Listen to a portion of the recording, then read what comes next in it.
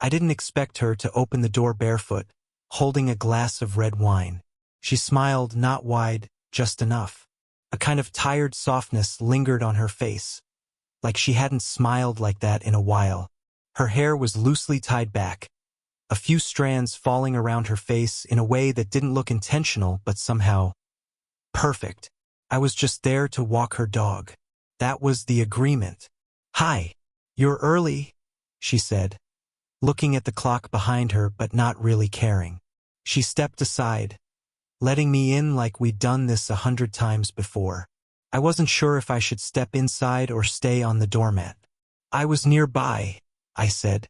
"Thought I'd get him out before the sun went down." She raised the glass to her lips. "He's in the backyard, pretending he hates me." There was a pause after she said that. Not long, just long enough for something to hang in the air. It wasn't awkward, just quiet. She turned and walked into the living room, barefoot, slow, like someone comfortable being seen. I followed, silently. Her house smelled like lavender and something warm, maybe cinnamon. Soft music played somewhere, old jazz.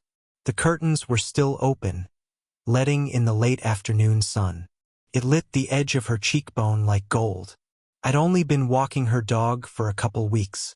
My aunt had connected us. Her old friend needed help while recovering from a small surgery. I was just filling in.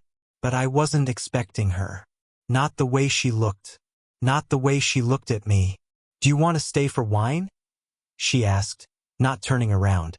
Her voice was low, relaxed, like it didn't matter either way. I blinked. "Sure," I said, too quickly. She chuckled barely, then turned, finally meeting my eyes. That kind of eye contact you feel in your chest. "I figured you might." I sat on the edge of her couch, carefully, like I didn't belong. She poured me a glass from the kitchen, her movements slow, unhurried. She moved like she knew herself too well to ever rush. "You always say so little," she said when she handed me the wine. "It's nice." I wasn't sure how to respond, so I just smiled. Took a sip. It was bitter, deep, the kind of wine you can feel in your shoulders. "I talk too much sometimes," she added, sitting across from me. One leg curled under her body, the other barefoot heel grazing the floor. "You don't," I said. "I like it." Something flickered in her, barely. Not a full smile. Not sadness either. Just something real. "People usually just see the age difference," she said after a beat. "You don't seem to." I didn't know if I was supposed to answer that. "You just seem like you," I said. That landed somewhere deeper than I expected. She looked at me for a second, like really looked. Then something shifted in her shoulders, in the air. Outside, the wind moved through the trees, soft and restless. She reached to tuck her hair behind her ear, then stopped. Let it fall. Her fingers instead touched the stem of her wine glass, gently, then let go. Neither of us said anything. The moment wasn't loud, but it wasn't silent either. Something was building. The dog barked outside sharp, like a reminder. She didn't flinch. Then the doorbell rang. Her eyes didn't leave mine. She didn't move. She let the doorbell ring twice before finally getting up. Her glass was half empty now. Mine was untouched. "Ignore that," she said over her shoulder, disappearing down the hall. I stayed seated, unsure if I should. The dog scratched at the sliding door, but I didn't get up for him either. Voices, two of them, filtered in from the entryway. I recognized the name Daniel. That was her son. He'd been away at college. My age, maybe even younger. My stomach twisted a little. "Just drop it off," she said to him. A beat of silence. Then, "Is someone here?" I couldn't hear her answer. He left quickly. The door closed. Quiet returned, but it didn't feel the same. She came back with a forced smile, brushing invisible lint off her sleeve. "That was Daniel," she said, lowering herself back into the chair across from me. "He dropped off some books." I nodded, said nothing. She looked down at her hands. Her ring finger was bare, but there was a faint indentation, like a memory that hadn't faded. I used to drink wine with my husband in this room, she said suddenly. But he never asked me questions. You do, even when you don't talk. I didn't know what to do with that, so I just looked at her.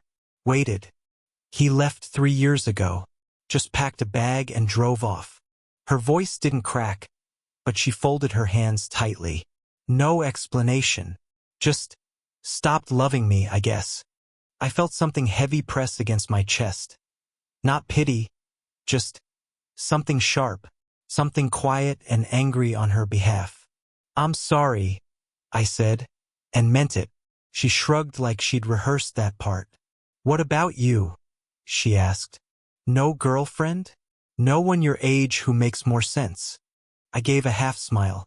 I've dated. Nothing stuck. Too serious? Too shallow. That answer made her look at me longer than she should have, like she was trying to match the words with the face in front of her. I shouldn't feel this drawn to you, she said softly. My breath hitched, not because I didn't feel the same, but because hearing her say it out loud made it too real. She took a sip of wine, then exhaled, slowly. Do you think it's just the age? I asked. She hesitated. No, it's not just that. Outside, the wind had quieted. The room felt still, too still. I'm Daniel's age, I said. That makes it worse, doesn't it? She didn't answer right away. Then finally, yes, but I don't feel 46 when I talk to you. I just feel here. Her voice cracked then. Not much, just a thread. I stood up, walked toward the window to distract myself, to give her space. But then I felt her behind me. Close. I'm not going to touch you, she said, voice barely audible. But her fingers grazed mine. Not a grab, not an invitation. Just a brush, like a whisper. I know, I said, and didn't move away. She pulled away first, fingers slipping from mine like it hadn't happened. I should feed the dog, she said, walking off too quickly. The moment cracked, but didn't shatter. I stayed by the window, heart thudding, unsure what to do with my hands. My wine was still full, my throat too tight to drink it. From the kitchen, I heard her humming, light, distracted, like nothing had shifted, like she wasn't trembling slightly when she set down the dog's bowl. Then came the sound I didn't expect, a knock on the glass door behind me. I turned. It was him, Daniel. He stood outside the sliding door, backpack slung over one shoulder, holding a phone like he'd forgotten something. His eyes met mine, confused, curious, then narrowing. Could you open that? She called, voice calm. I froze. Yeah. I slid the door open. He stepped in slowly, eyes flicking to the wine on the table. 2 glasses, one untouched. I thought you left, I said. Forgot my charger. And I didn't know anyone was still here. His tone wasn't rude, just sharp enough. She came in behind him, cool and effortless. He walks, Max. I asked him to stay for a drink. Right? Daniel gave her a small nod, then looked at me again. You go to UDC, right? I nodded. He gave a tight smile. Small world. No one spoke for a beat. The silence stretched. Then she broke it. Why don't you sit down, Daniel? But he didn't. He looked at her, then at me, and suddenly I understood how this looked. How I looked. I'll just grab my stuff. His voice was clipped. He disappeared down the hall, door clicking shut behind him. She exhaled. I should go, I said, stepping toward the door. No, she started, then stopped herself. I mean, you can if you want. I looked at her. Really looked. You think he knows? I think he suspects something that hasn't even happened. Yet, we both heard the word, even if I didn't say it. She crossed her arms, hugging herself. This is stupid, right? This whole thing. I mean, what would you even want from someone like me? I walked closer, slowly. careful not to touch her this time. I don't know yet, I said, but I haven't been able to stop thinking about you since day one. Her eyes welled up, not with tears, but with something harder.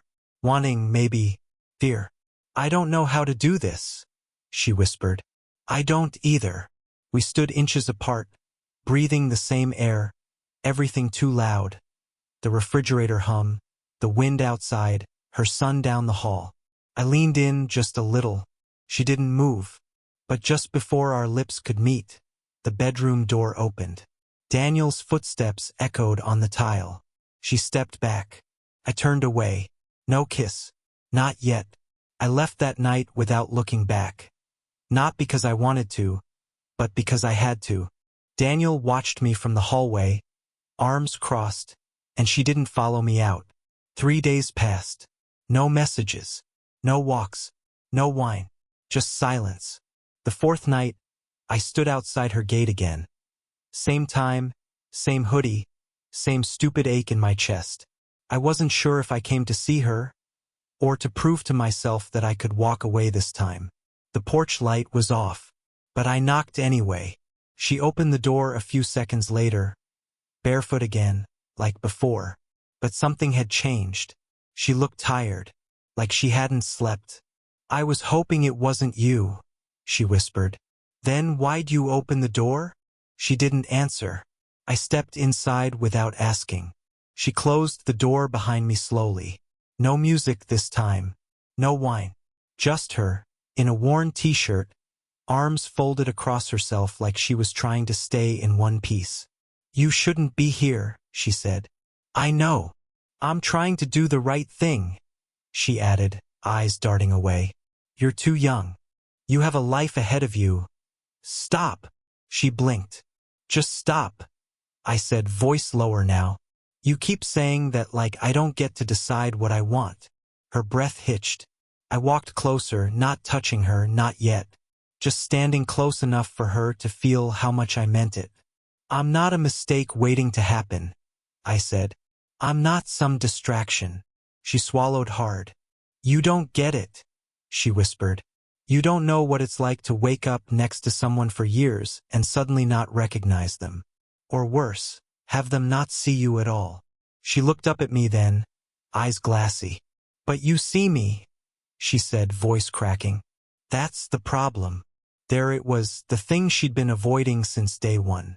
The confession dressed up like a regret. I reached for her hand. Slowly, gently. She didn't pull away. I've been losing sleep, I said, barely above a breath. Every night, I picture that moment, when you almost kissed me. And I don't know if I'm crazy or selfish or just young and stupid, but I'd do it again. I'd stand there again, hoping you'd do it. Her grip tightened around my fingers. Then she leaned forward, slowly, breath shallow, and rested her forehead against mine. Her eyes closed. The space between us disappeared. But just as our lips were about to meet, a sound. Keys rattling in the lock. Front door. She froze. I froze. She whispered, "That's my ex." We didn't move. The front door creaked open. She pulled away from me like my touch burned. Her hand dropped, her eyes blank, like she'd erased whatever just happened between us. Heavy footsteps entered the house. A man's voice, casual, too casual. "Thought I left my jacket here," he called out. She turned away from me and toward the hallway, brushing her hair back, fixing nothing but pretending everything was fine. "In the closet," she answered. Her voice was practiced, perfectly calm. I barely recognized it. I backed away toward the dining room, out of sight. He walked in, tall, clean-shaven, wearing confidence like a mask. He didn't see me at first. He scanned the room, looked at her, then spotted the half-full wine glass on the table. My glass. He froze. "You've got company?" She didn't answer fast enough. He turned his head, saw me then. We locked eyes. Something flickered in him. Not jealousy, something colder. Amusement. "Ah," he said. "Young." "Don't," she snapped. Her voice cracked this time. He laughed once. I guess I shouldn't be surprised. You were always better at starting new stories before finishing the old ones. That one hit her hard. She flinched like he'd slapped her, but didn't respond. Just stood there, arms crossed, mouth drawn tight. I stepped forward. I shouldn't have. You left, I said. You don't get to walk in and act like she owes you anything. His eyes met mine again, really looked this time. You don't even know what she's hiding, do you? I blinked. What? He turned to her. Should I tell him? Or will you? She didn't speak. She didn't move. She didn't tell you about last month? He asked, smirking. The night before she started asking around for someone to walk the dog? I looked at her, heartbeat stuttering. She called me, cried on the phone for an hour, said she was lonely, said she didn't know how to be alone, begged me to come back. And when I didn't, he gestured toward me. Well, you walked in. She looked away, said nothing. My stomach turned. Is that true? I asked, quieter now. You called him? She didn't deny it. I was in a bad place, she whispered. It wasn't about him. It wasn't about you. I didn't think you'd matter. Those last words hit harder than anything he said. I stepped back. I do, I said. I do matter. She looked up then, really looked, and her face broke, just a little. You do, she said, too late. But I was already reaching for the door. And then her ex spoke again, not smug this time. Calm. Icy. You should know, kid, he said. Her son heard everything that night. All of it. He recorded part of it.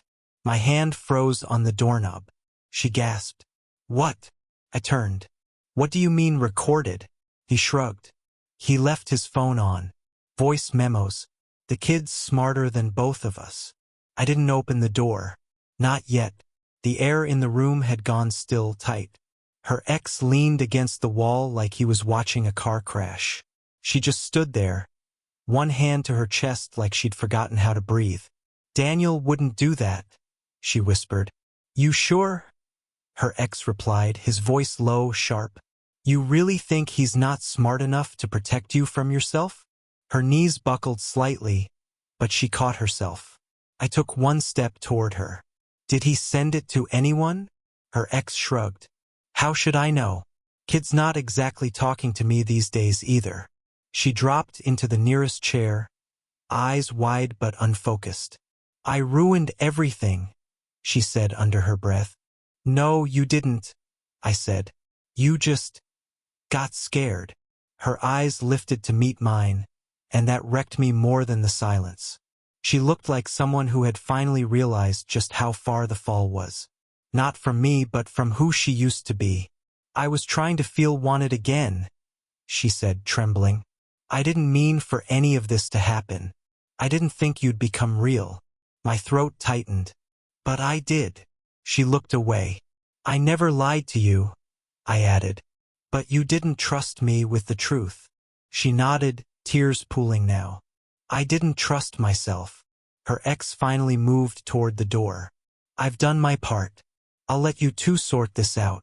He left with the same calm he arrived with, careless, dangerous. The door shut behind him. The room pulsed with silence. I stood in front of her, unsure of everything except one thing. I still wanted her. Even after the truth, the tape, the sun, the mess of it all. But something had shifted. Not the love, just the timing. I don't want to walk away angry, I said. She reached for my hand, slower this time, no games. Just raw, shaking fingers finding mine. I never wanted to hurt you, she whispered. I know. I wanted to feel seen, and you made me feel that. Maybe more than anyone ever has. I swallowed hard. I'm not asking you to love me, she said.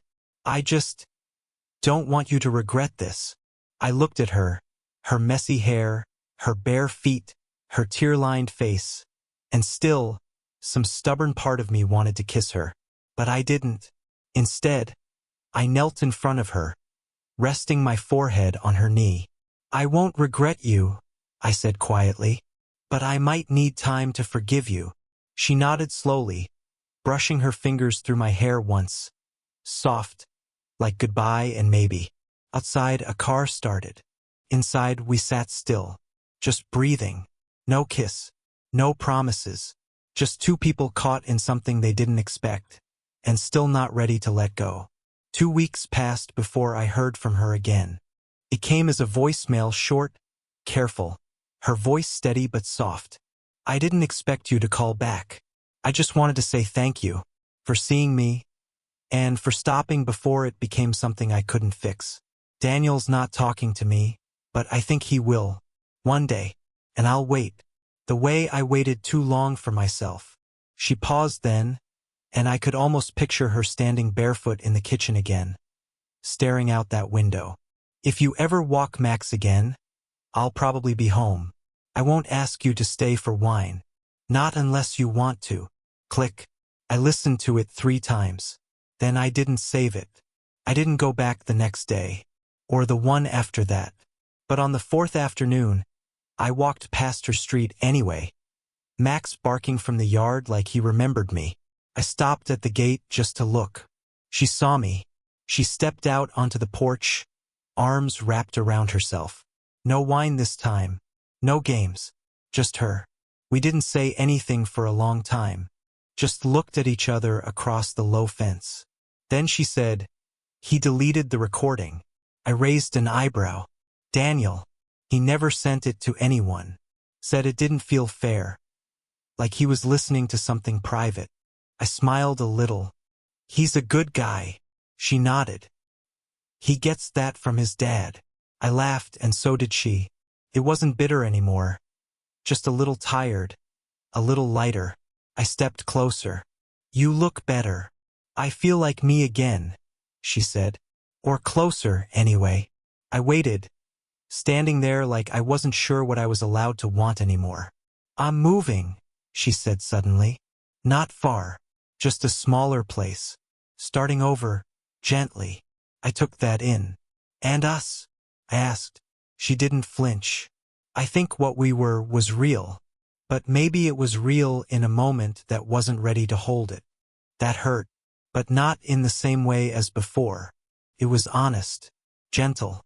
You'll meet someone, she added. Someone who doesn't second-guess herself so much. I smirked. That sounds boring. She laughed again. Full this time. Her eyes shimmered, but not with sadness. With something quieter.